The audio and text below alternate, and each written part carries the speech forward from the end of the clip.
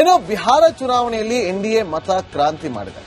ಕಾಂಗ್ರೆಸ್ ಮೈತ್ರಿಯ ಸೋಲು ಕರ್ನಾಟಕ ರಾಜ್ಯ ರಾಜಕಾರಣದ ಮೇಲೂ ಕೂಡ ಪರಿಣಾಮವನ್ನ ಬೀರಿದೆ. ಕಳಪೆ ಪ್ರದರ್ಶನದಿಂದ ಕಾಂಗ್ರೆಸ್ ಹೈಕಮಾಂಡ್ ವೀಕ್ ಆಗಿದ್ದು, ಕರ್ನಾಟಕ ನಾಯಕತ್ವ ವಿಚಾರಕ್ಕೆ ಕೈ ಹಾಕೋದು ಈ ಸಂದರ್ಭದಲ್ಲಿ ಕಷ್ಟ ಕಷ್ಟ ಕಷ್ಟ ಅಂತಾನೆ ಹೇಳಲಾಗ್ತಾ ಇದೆ. ಈ ರಿಪೋರ್ಟ್ ನೋಡಿ.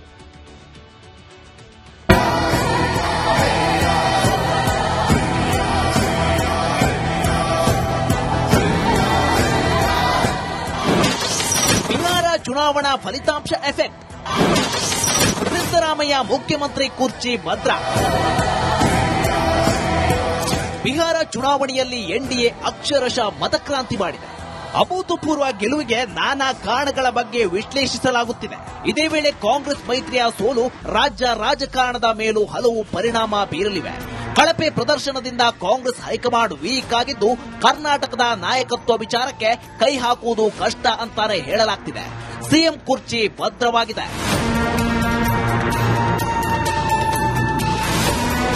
ಬಿಹಾರದಲ್ಲಿ ನಿಮೋ ಮೋಡಿಗೆ ಕಾಂಗ್ರೆಸ್ ಆರ್ಜೆಡಿ ಮೈತ್ರಿಕೂಟ ಹೇಳ ಹೆಸರಿಲ್ಲದಂತೆ ಕೊಚ್ಚಿ ಹೋಗಿದೆ. ಆರ್ಜೆಡಿ ಜೊತೆ ಸೇರಿ ಅಧಿಕಾರಕ್ಕೇರುವ ವಿಶ್ವಾಸದಲ್ಲಿದ್ದ ಕಾಂಗ್ರೆಸ್ಗೆ ಮತ್ತೊಮ್ಮೆ ಮುಖಭಂಗವಾಗಿದೆ.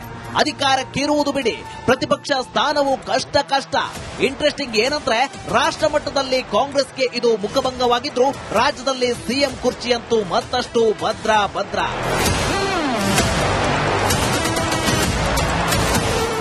ನವೆಂಬರ್ ಕ್ರಾಂತಿ ಗೀತೆ ಹಾಡುವಾಗಲೇ ಬಿಹಾರ ಚುನಾವಣೆ ಫಲಿತಾಂಶ ಏನೇ ಬಂದ್ರೂ ರಾಜ್ಯ ರಾಜಕೀಯದ ಮೇಲೆ ಅದರ ಪರಿಣಾಮ ಗ್ಯಾರಂಟಿ ಅನ್ನೋದು ಗ್ಯಾರಂಟಿಯಾಗಿತ್ತು. ಸಂಪುಟ ವಿಸ್ತರಣೆ, ಕುರ್ಚಿ ಬದಲಾವಣೆ, ಹೀಗೆ ಎಲ್ಲದಕ್ಕೂ ಬಿಹಾರ ಚುನಾವಣೆ ನಂತರ ಅಂತಿದ್ದ ಕಾಂಗ್ರೆಸ್ ಹೈಕಮಾಂಡ್ಗೆ ಈಗ ಅಗ್ನಿ ಪರೀಕ್ಷೆ.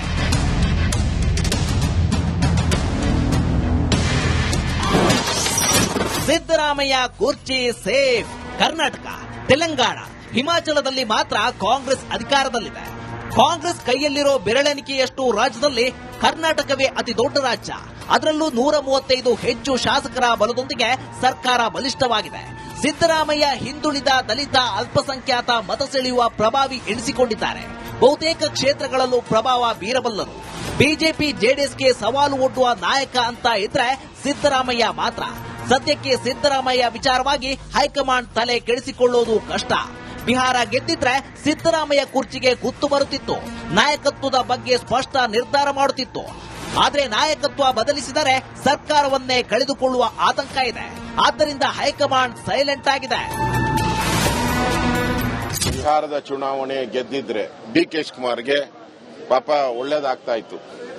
ಈಗ ಡಿಕೆ ಶಿವಕುಮಾರ್ಗೆ ಪಾಪ ನಾಮ ಹಾಕಿದಂಗೆ ಆಗ್ಬಿಟ್ಟಿದೆ. ಏನಾಗ್ತೈತೆ ಗೊತ್ತಿಲ್ಲ. ಒಟ್ಟಲ್ಲಿ ಸಿದ್ದರಾಮಯ್ಯ ಬಹಳ ಸ್ಟ್ರಾಂಗ್ ಆಗ್ತಾ ಇದ್ದಾರೆ.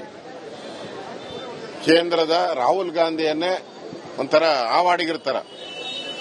ಆವಾಡಿಗಿರ್ತಾರ ಅವನ ಆಡಿಸುವಂತದ್ದು ಹೆಂಗೆ ಅಂತ ಹೇಳಿ ಸಿದ್ದರಾಮಯ್ಯನಿಗೆ ಗೊತ್ತಿದೆ. ಯಾಕೆಂದ್ರೆ ಎಲ್ಲಾ ಪಾರ್ಟಿ ನೋಡಿ ಬಂದವ್ರೆ. ಅವ್ರ ಜನತಾದಳ ಇವು ಕಮ್ಯುನಿಸ್ಟ್ ಏನೇ ನಾವೆಲ್ಲ ನೋಡಿ. ಈ ಕಾಂಗ್ರೆಸ್ ಅನ್ನ ರಾಹುಲ್ ಗಾಂಧಿ ಇದಾರಲ್ಲ ಹಂಗೆ ಆಟ ಆಡಿಸ್ತಾರ ಅವರು.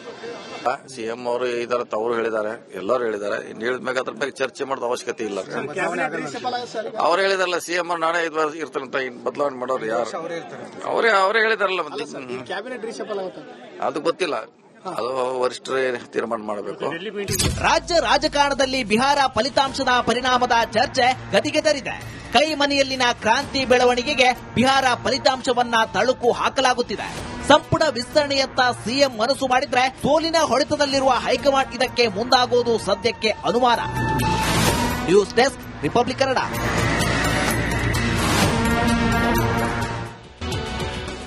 ಇನ್ನು ಬಿಹಾರ ಚುನಾವಣೆಯಲ್ಲಿ ಎನ್ಡಿಎ ಮತ ಕ್ರಾಂತಿ ಮಾಡಿದೆ. ಕಾಂಗ್ರೆಸ್ ಮೈತ್ರಿಯ ಸೋಲು ಕರ್ನಾಟಕ ರಾಜ್ಯ ರಾಜಕಾರಣದ ಮೇಲೂ ಕೂಡ ಪರಿಣಾಮವನ್ನ ಬೀರಿದೆ. ಕಳಪೆ ಪ್ರದರ್ಶನದಿಂದ ಕಾಂಗ್ರೆಸ್ ಹೈಕಮಾಂಡ್ ವೀಕ್ ಆಗಿದ್ದು, ಕರ್ನಾಟಕ ನಾಯಕತ್ವ ವಿಚಾರಕ್ಕೆ ಕೈ ಹಾಕೋದು ಈ ಸಂದರ್ಭದಲ್ಲಿ ಕಷ್ಟ ಅಂತಾನೆ ಹೇಳಲಾಗ್ತಾ ಇದೆ. ಈ ರಿಪೋರ್ಟ್ ನೋಡಿ.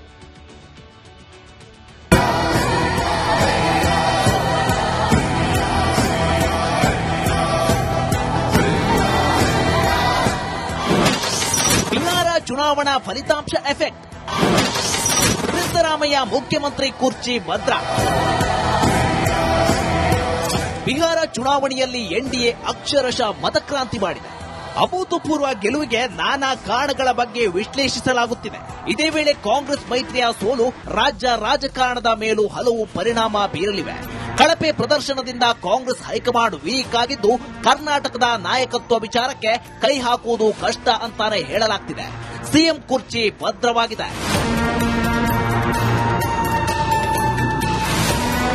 ಬಿಹಾರದಲ್ಲಿ ನಿಮೋ ಮೋಡಿಗೆ ಕಾಂಗ್ರೆಸ್ ಆರ್ಜೆಡಿ ಮೈತ್ರಿಕೂಟ ಹೇಳ ಹೆಸರಿಲ್ಲದಂತೆ ಕೊಚ್ಚಿ ಹೋಗಿದೆ. ಆರ್ಜೆಡಿ ಜೊತೆ ಸೇರಿ ಅಧಿಕಾರಕ್ಕೇರುವ ವಿಶ್ವಾಸದಲ್ಲಿದ್ದ ಕಾಂಗ್ರೆಸ್ಗೆ ಮತ್ತೊಮ್ಮೆ ಮುಖಭಂಗವಾಗಿದೆ. ಅಧಿಕಾರಕ್ಕಿರುವುದು ಬಿಡಿ, ಪ್ರತಿಪಕ್ಷ ಸ್ಥಾನವೂ ಕಷ್ಟ. ಇಂಟ್ರೆಸ್ಟಿಂಗ್ ಏನಂದ್ರೆ ರಾಷ್ಟ್ರ ಮಟ್ಟದಲ್ಲಿ ಕಾಂಗ್ರೆಸ್ಗೆ ಇದು ಮುಖಭಂಗವಾಗಿದ್ರು ರಾಜ್ಯದಲ್ಲಿ ಸಿಎಂ ಕುರ್ಚಿಯಂತೂ ಮತ್ತಷ್ಟು ಭದ್ರ.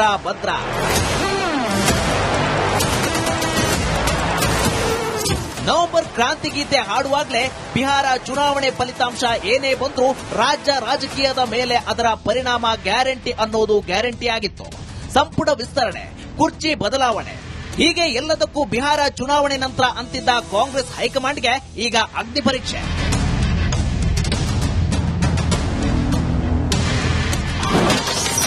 ಸಿದ್ದರಾಮಯ್ಯ ಕುರ್ಚಿ ಸೇಫ್. ಕರ್ನಾಟಕ, ತೆಲಂಗಾಣ, ಹಿಮಾಚಲದಲ್ಲಿ ಮಾತ್ರ ಕಾಂಗ್ರೆಸ್ ಅಧಿಕಾರದಲ್ಲಿದೆ. ಕಾಂಗ್ರೆಸ್ ಕೈಯಲ್ಲಿರೋ ಬೆರಳೆಣಿಕೆಯಷ್ಟು ರಾಜ್ಯದಲ್ಲಿ ಕರ್ನಾಟಕವೇ ಅತಿ ದೊಡ್ಡ ರಾಜ್ಯ. ಅದರಲ್ಲೂ 135 ಹೆಚ್ಚು ಶಾಸಕರ ಬಲದೊಂದಿಗೆ ಸರ್ಕಾರ ಬಲಿಷ್ಠವಾಗಿದೆ. ಸಿದ್ದರಾಮಯ್ಯ ಹಿಂದುಳಿದ, ದಲಿತ, ಅಲ್ಪಸಂಖ್ಯಾತ ಮತ ಸೆಳೆಯುವ ಪ್ರಭಾವಿ ಎನಿಸಿಕೊಂಡಿದ್ದಾರೆ. ಬಹುತೇಕ ಕ್ಷೇತ್ರಗಳಲ್ಲೂ ಪ್ರಭಾವ ಬೀರಬಲ್ಲರು.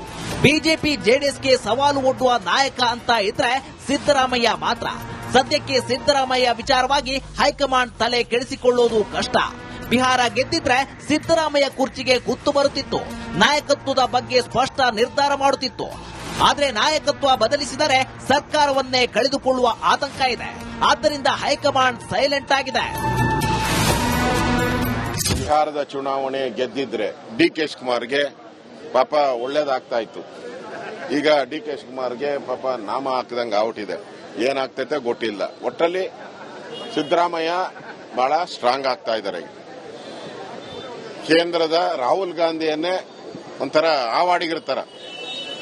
ಆವಾಡಿಗಿರ್ತಾರ ಅವನ ಆಡಿಸುವಂತದ್ದು ಹೆಂಗೆ ಅಂತ ಹೇಳಿ ಸಿದ್ದರಾಮಯ್ಯನಿಗೆ ಗೊತ್ತಿದೆ. ಯಾಕೆಂದ್ರೆ ಎಲ್ಲಾ ಪಾರ್ಟಿ ನೋಡಿ ಬಂದವ್ರೆ. ಅವ್ರ ಜನತಾದಳ ಇವು ಕಮ್ಯುನಿಸ್ಟು ಏನೇ ನಾವೆಲ್ಲ ನೋಡಿ. ಈ ಕಾಂಗ್ರೆಸ್ ಅನ್ನ ರಾಹುಲ್ ಗಾಂಧಿ ಇದಾರಲ್ಲ ಹಂಗೆ ಆಟ ಆಡಿಸ್ತಾರ ಅವರು. ಸಿಎಂ ಅವರು ಇದರ ತವರು ಹೇಳಿದ್ದಾರೆ, ಎಲ್ಲರೂ ಹೇಳಿದ್ದಾರೆ. ಇನ್ನು ಹೇಳಿದ್ಮ್ಯಾಗ ಅದ್ರ ಬಗ್ಗೆ ಚರ್ಚೆ ಮಾಡೋದು ಅವಶ್ಯಕತೆ ಇಲ್ಲ. ಅವ್ರು ಹೇಳಿದಾರಲ್ಲ, ಸಿಎಂ ಅವ್ರು ನಾನೇ ಇರ್ತಾರಂತ ಬದಲಾವಣೆ ಮಾಡೋರು ಯಾರು? ಅವರೇ ಹೇಳಿದಾರಲ್ಲ. ಅದು ಗೊತ್ತಿಲ್ಲ, ಅದು ವರಿಷ್ಠರೇ ತೀರ್ಮಾನ ಮಾಡಬೇಕು. ರಾಜ್ಯ ರಾಜಕಾರಣದಲ್ಲಿ ಬಿಹಾರ ಫಲಿತಾಂಶದ ಪರಿಣಾಮದ ಚರ್ಚೆ ಗದಿಗೆದರಿದೆ. ಕೈ ಮನೆಯಲ್ಲಿನ ಕ್ರಾಂತಿ ಬೆಳವಣಿಗೆಗೆ ಬಿಹಾರ ಫಲಿತಾಂಶವನ್ನ ತಳುಕು ಹಾಕಲಾಗುತ್ತಿದೆ. ಸಂಪುಟ ವಿಸ್ತರಣೆಯತ್ತ ಸಿಎಂ ಮನಸ್ಸು ಮಾಡಿದ್ರೆ ಸೋಲಿನ ಹೊಡೆತದಲ್ಲಿರುವ ಹೈಕಮಾಂಡ್ ಇದಕ್ಕೆ ಮುಂದಾಗೋದು ಸದ್ಯಕ್ಕೆ ಅನುಮಾನ. News desk, republic Kannada.